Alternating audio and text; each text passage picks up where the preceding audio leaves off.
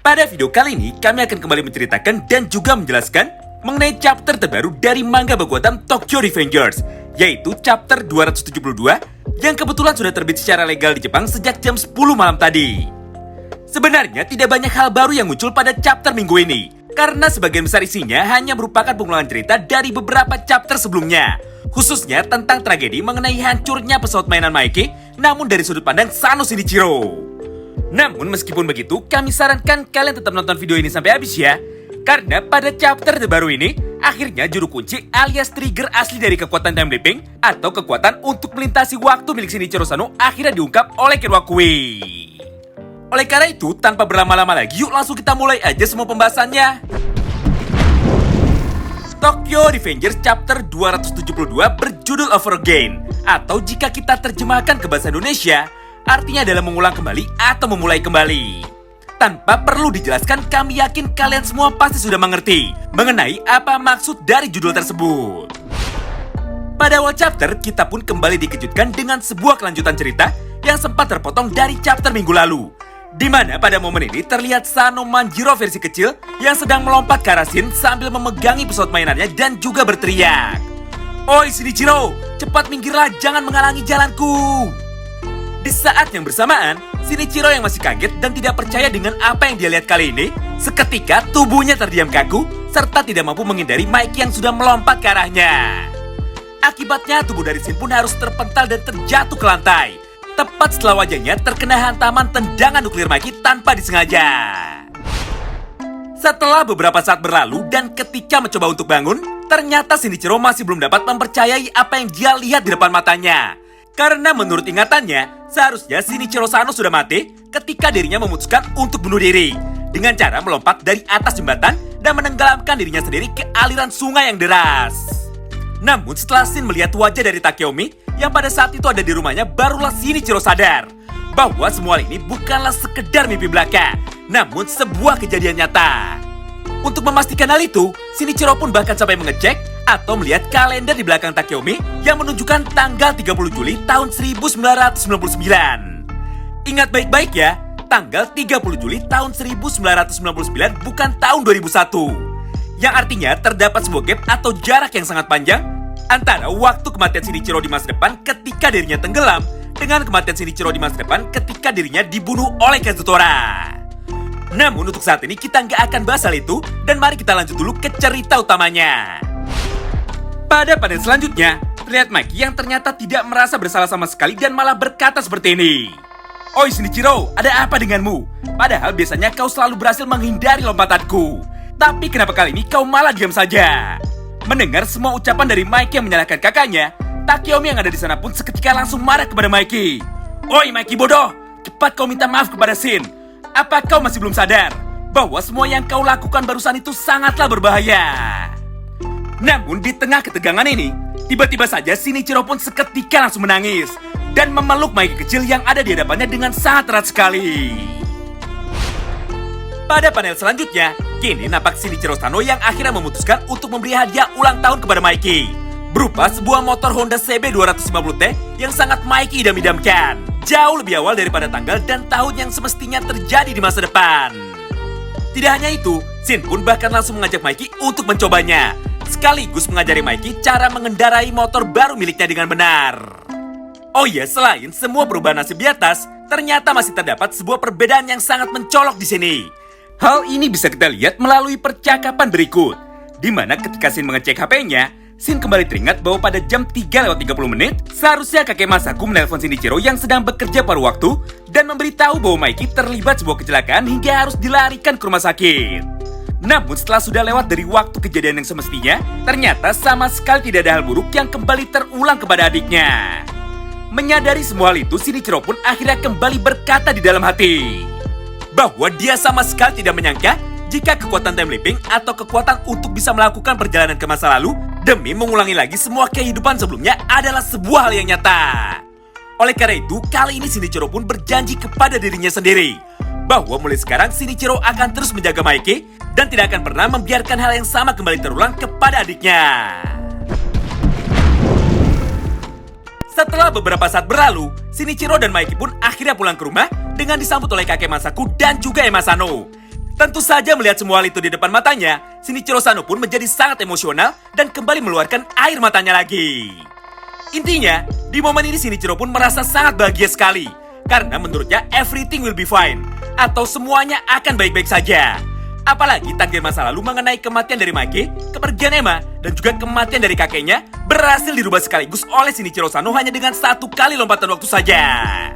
Untuk merayakan hal tersebut, Shin pun bahkan langsung berlari ke arah Emma dan berkata kepadanya bahwa kali ini dia akan membantu Emma untuk memasak makan malam.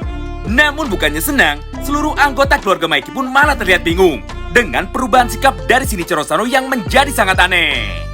Di panel yang sama ini, Emma pun malah melarang Shinichiro untuk membantunya karena Shinichiro seumur hidup tidak pernah memegang pisau dapur dan tidak tahu bagaimana caranya memotong sayuran di dapur. Nah, sebagai gantinya, Shin pun kembali menawarkan sebuah bantuan lain kepada Emma, yaitu untuk membersihkan serta mengepel seluruh lantai di area rumah mereka.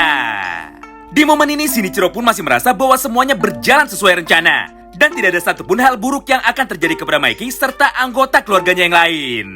Tapi setelah beberapa waktu berselang, tiba-tiba saja tragedi berdarah kembali terjadi di rumah mereka.